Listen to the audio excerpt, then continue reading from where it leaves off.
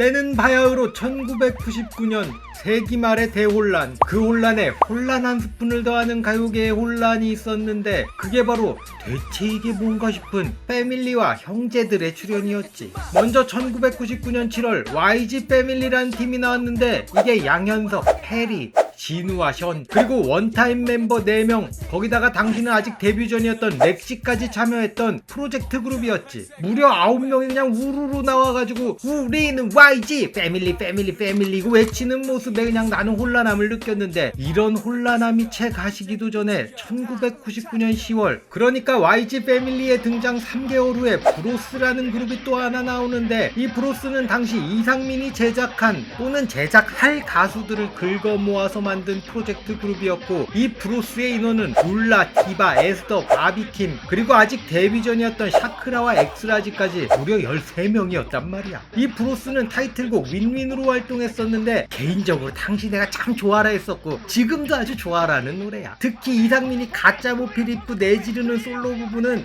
야, 이거 진짜 이상민 인생 최고의 간지가 아니었나 싶어. 그런데 이 브로스의 멤버들을 잘 살펴보면 엑스라지라고 하는데 한 명이란 말이지. 우리가 알고 있는 엑스라지는 4인조 아니 5인조 암튼 한 명은 아니잖아. 그런데 여기는 왜 한 명인가? 그러면 나중에 떼거리로 나오는 그 엑스라지는 무엇인가? 곧단 의문을 여러분께 던져보면서 궁금하시면 영상을 계속 봐주시라. 그리고 구독, 좋아요도 미리미리 눌러주시라는 부탁도 드려봅니다.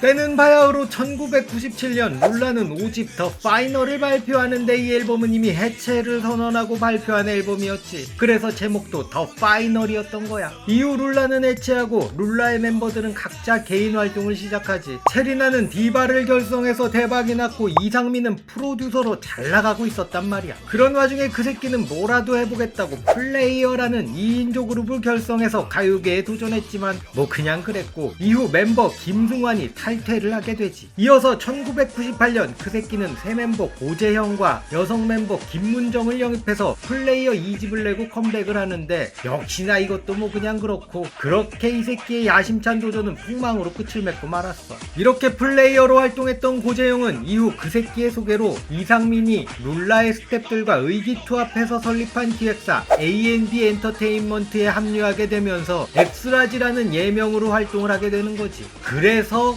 브로스에 참여한 엑스라지가 바로 이 고재형 한 명이었던 거야. 애초에 엑스라지는 그룹 이름이 아니라 고재형의 솔로 프로젝트였던 거지. 하지만 2001년 엑스라지는 고재형 솔로가 아니라 4인조 남성 그룹으로 데뷔를 하게 되는데 그게 바로 우리가 알고 있는 그 엑스라지였던 거야. 이 4인조 엑스라지는 리더 고재형, 서브 보컬 배동일, 서브 래퍼 최준호, 그리고 메인 보컬 엄상혁으로 구성되어 있었어. 이 중에 엄상혁은 1997년 2인조 212라는 그룹으로 데뷔해서 활동을 했었던 중고 신인이었지. 이 엑스라지는 당시 이상민이 설립한 기획사 상마인드가 무려 20억 원을 들여서 만들었던 초대형 프로젝트였고 애초에 글로벌 진출을 목표로 만든 그룹이었어. 그래서 녹음 당시 MC 해머가 프로듀서로 참여했었고 프로듀싱 비용으로 3억이나 줬었다더라고. 아무튼 이렇게 MC 해머부터 해서 세계적인 스태프들이 제작에 참여해서 아주 제대로 준비를 했다고 하는데 글쎄 별로 티가 안 나더라고.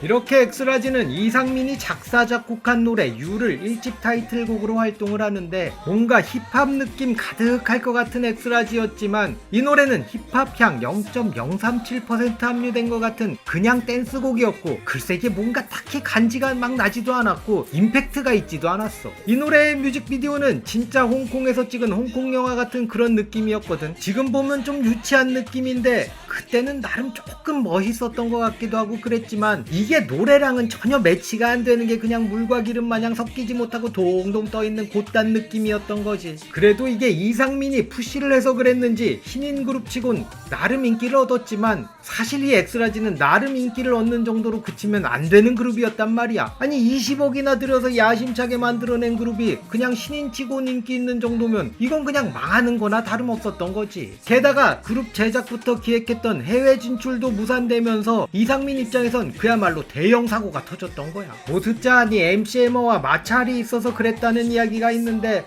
글쎄 엑스라지라는 그룹을 보면 해외 진출이 가능하긴 했을까? 그런 의문이 드는 것도 사실이야. 암튼 회사의 기대를 한몸에 받으며 화려하게 데뷔했던 엑스라지는 이렇게 초라하게 1집 활동을 마감했어. 1집 활동 이후 엑스라지는 새 멤버를 하나 더 영입하는데 그게 바로 제롬이었지. 이 제롬은 이미 1998년 온오프라는 그룹으로 데뷔했었고 VJ로 활동하면서 어느 정도 인지도를 얻고 있는 상태였어. 2002년 이런 제롬을 합류시켜서 다시 한번 야심차게 엑스라지 2집을 내고 활동을 개시하려고 했지만 또 여기서 사건이 하나 터지게 되는데 그 사건이 무엇이냐? 당시 인기를 끌고 있었던 드라마 야인시대의 주인공 안재모와 야인시대 세계관 최고의 미인 나미코 역할로 출연했던 이세은의 열애설이 터지는데 이 이세은은 엑스라지의 고재영이랑 사귀고 있었다는 거지. 그러니까 양다리 논란이 터진 거야. 그러면서 고재영은 잠적을 하게 되면서 2집 발매가 늦어졌던 거지. 결국 이상민과 멤버들이 잠적한 고재영을 찾아내서 2집을 발매할 수 있었던 거야. 이런 우여곡절 끝에 2집을 내고 타이틀곡 사랑은 없다로 활동을 했는데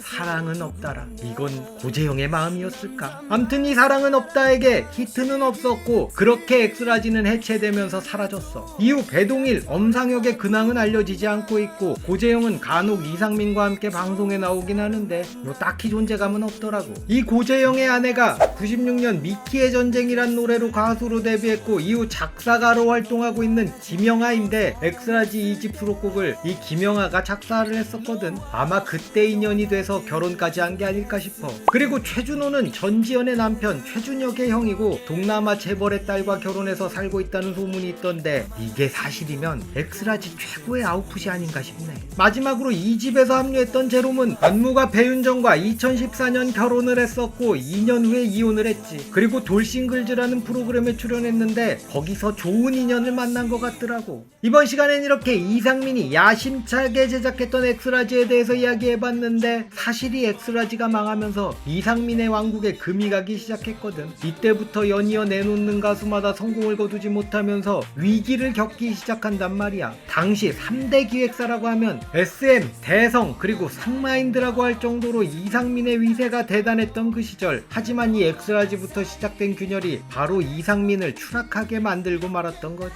뭐랄까 당시 이상민은 너무 욕심이 과했던 게 아닐까 싶다네. 엑스라지로 미국 진출을 하겠다는 것도 그렇고 엑스라지의 음악도 아무리 좋게 들어줘도 미국에서 먹히기 어려운 음악이었던 것 같은데 아무튼 자신을 안다는 거 그건 참 중요한 것 같다네.